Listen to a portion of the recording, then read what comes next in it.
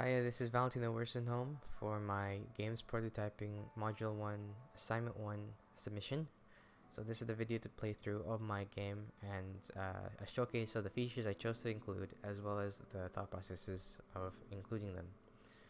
So this is the main menu you start off with. There's two buttons here, the new game button and the quit button. They do as you expect.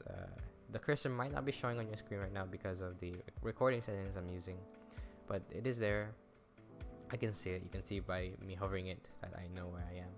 But quit does what you expect. It quits the game, and in my case brings me back to the editor. I can reopen it, and if you can hear the background, it is also playing music. So on startup, it plays music. It plays 2D sound, which is just my own music I made myself. So once you're in this menu and you press new game, you're loaded into the main scene where the level happens basically. So this is the main level I created, and I'll go over the features I guess first of an outline of the features I included in this game. So basically, I wanted to create a beat 'em up style game with like its company movement and like combat systems. So the elements I created include movement, AI, different states for the player and AI, the UI, a respawn mechanic, pause menu, and pickups. I believe that's everything. So for the movement options, as you can see, you can move both on the Z axis and the X axis. This isn't normally possible with Unreal's default walking state because it normally doesn't let you go on the Z axis, which is just up and down. So to work around this, I set the default movement state for both the enemy AI and the player character to be flying, which lets you give the freedom of going everywhere basically, but still restricts you to the 2D plane because it doesn't move you on the Y-axis. And the only thing limiting you from flying off to the rest of the map are collision planes, basically just planes at the top of my head, invisible, and at the bottom here and left here to stop me from going off, and that's just planes set to block all collisions, letting me just walk around. So going to the right, I'll move on to the player AI.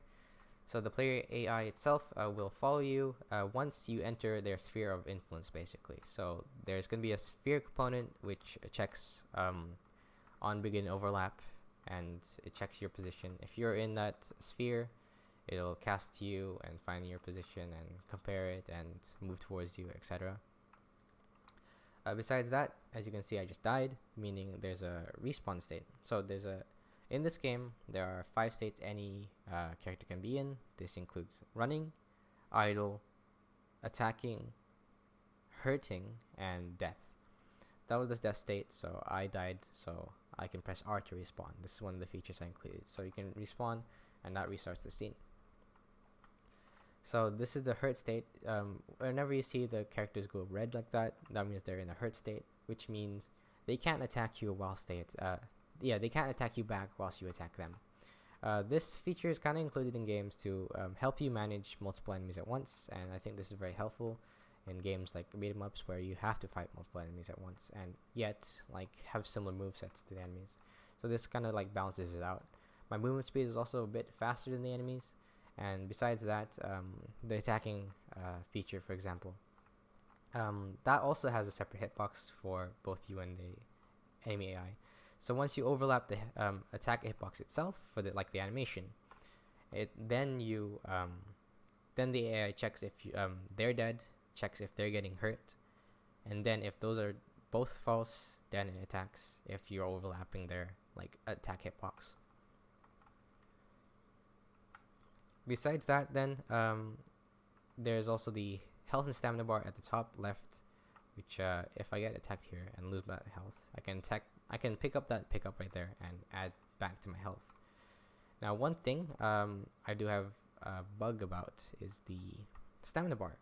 So for whatever reason, loading in the level through the main menu doesn't let my stamina bar work. However, if I end the level by going all the way to the right and into the another overlapping another box which detects overlap. It kicks me out to the main menu, and if I play now, it does deplete my stamina when I attack, which is the intended behavior. So clicking takes away stamina, but it does passively regenerate, as you can see. Besides that, I think I've covered everything besides my pause menu, so I'll do that real quick. So pressing Z or escape out to the editor will give you the pause menu. In this pause menu, you can resume and quit, and they're pretty self-explanatory. Resume resumes the game, and quit quits it. So that's basically everything for my game. I believe I covered everything. So thank you for listening and watching.